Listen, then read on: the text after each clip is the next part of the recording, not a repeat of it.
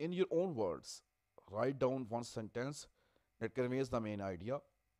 Start the sentence using the name of the author and title of the articles.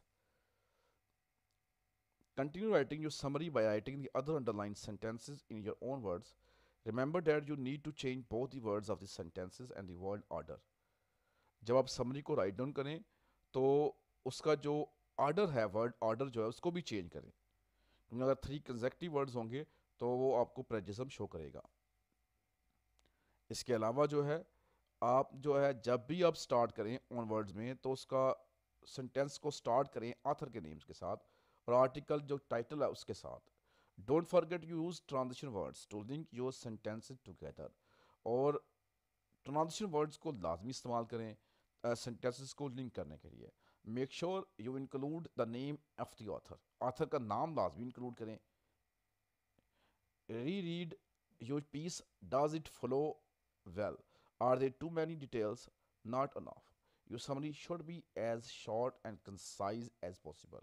और आपकी summary जो है वो शॉर्ट होनी चाहिए और कंसाइज होनी चाहिए एज पॉसिबल, जहाँ तक मुमकिन हो। रीड द इंट्रोडक्शन और abstract एंड द डिस्कशन और कंक्लूजन सेक्शन। पैराग्राफ को रीड आउट करें, आइडेंटिफाई करें रीजंस ऑफ द आर्टिकल और पेपर की, रीड करें डिस्कशन और कंक्लूजन सेक्शन को, ताकि आथर रिसर्च फाइंडिंग को किस तरह इंटरप्रेटिंग कर रहा है। Read in detail once you have introduction and discussion and conclusion sections. उसको रीड करने के बाद आप जो अंडरलाइन करें main points and key phrases को। Write one sentence summary of for each of the main points on a separate sheet of paper. उसकी summary लिख लें आप मेन पॉइंट्स की। ऑलवेज नोट डेफिनेशंस को नोट करें, कीवर्ड्स को, टेक्निकल टर्म्स को। Note any page numbers for direct quotes के लिए पेज नंबर को भी नोट कर लें। Keep direct quotes to minimum and ensure they are copied exactly. और मिनिमम डायरेक्ट कोड को इस्तेमाल करें। इन योर राइटिंग में quotes are use to support your argument. Basically मकसद क्या होता है कोड्स का, वो आपके आर्गूमेंट को सपोर्ट करते हैं। Expect not to fully understand the article the first time, you will have to read it more than once time. उसको आप बार बार रीड आउट करें, उस वक्त तक रीड आउट करें जब तक उसे आप ऑन वर्ड में एक्सप्लेन ना कर सकें। रीड एनालिटिकली, पर्पस क्या है उसका, मेन पॉइंट्स क्या है, उसकी मेथडोलॉजी क्या है, उसकी फाइंडिंग्स क्या हैं, कंक्लूजन्स क्या है। ठीक है जी, इस तरह आप उसको रीडिंग एनालिटिकली इसको करेंगे और ये पॉइंट लिख लें उसमें से कि इसका पर्पस क्या है जो पेपर आप पढ़ रहे हो, उसके मेन पॉइंट्स क्या हैं, उसकी मेथडोलॉजी क्या है, उसकी फाइंडिंग्स क्या है, कंक्लूजन क्या है।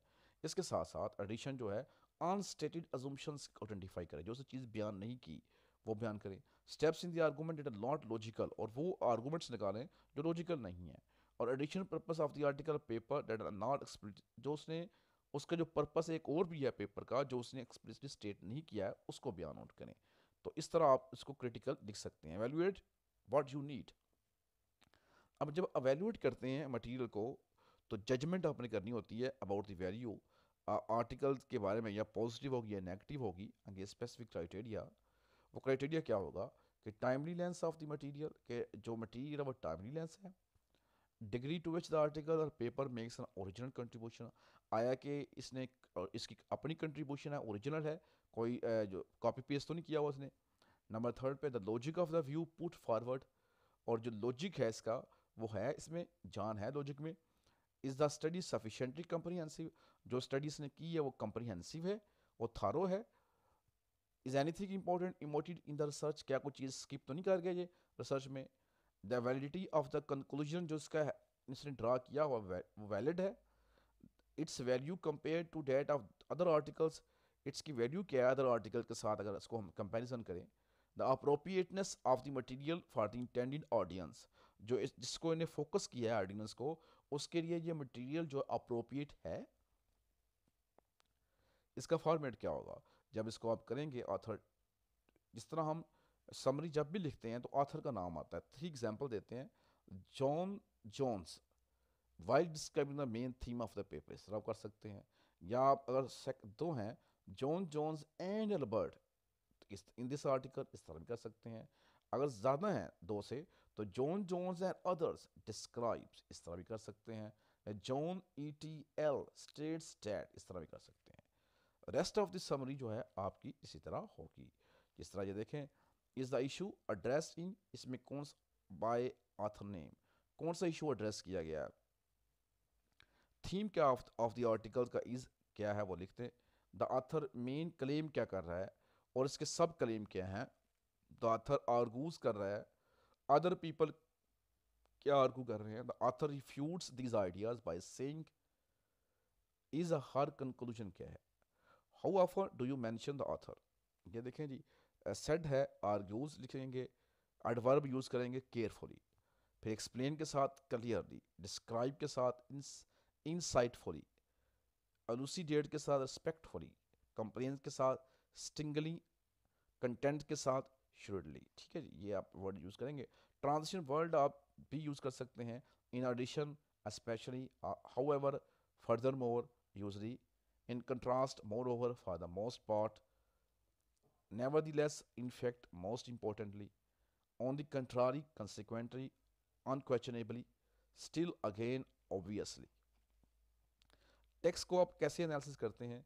The organization of this is effective है या इनफेक्टिव है, बिकॉज क्यों, the essay opening causes the reader to, the essay style क्या है, and the tone is shown by क्या की गई है, द लैंग्वेज यूज कौन सी की गई है, द ऐसे आर्गूमेंट जो है कंस्ट्रक्टेड है लॉजिकली या इलॉजिकली बाय, ऐसे को ऑर्गेनाइज किया गया है बाय कैसे, give a very brief description of the structure of the ऐसे, perhaps telling where the description of the problem is, where claims are made, where sport is located, in which paragraphs, and why this is effective or ineffective in proving the point। यानी आपने बताना है ये effective है या ये ineffective है। जो आप ये स्टडी की है आपने इस रिसर्च पेपर को, उसके बारे में आप उसका एनालिसिस करेंगे। टेक्स्ट के बारे में एनालिसिस है ये। अब आपने ऑथर के बारे में एनालिसिस, ऑथर का अगर आप ऑथर के बारे में देखते हैं कि ऑथर क्या कर रहा है जी। Author establish his authority by, the author's bias is shown in this, the author assumes an audience who, जिस ऑडियंस को वो assume कर रहा है, he she establish common ground with the audience by, author का अपने एनालिसिस किया किन को वो नोमिनेट कर रहा है, कौन सी ऑडियंस को वो खातब कर रहा है। रीडर एनालिसिस करना आपने कि रीडर जो है वो कैसे इसको एनालिसिस कर रहा है। रीडर इंटरेस्टेड है इन दिस इशू में, वो आया कि वो इसमें इंटरेस्टेड होंगे या नहीं होंगे, because of the exigence of constraints on the reader, reactions क्या है। I think the reader would react to this argument by, I think that authors is effective है, इज लेस इफेक्टिव है, because includes, the support is adequate है या inadequate है, relevant है या irrelevant है to the author claims. Thanks for watching.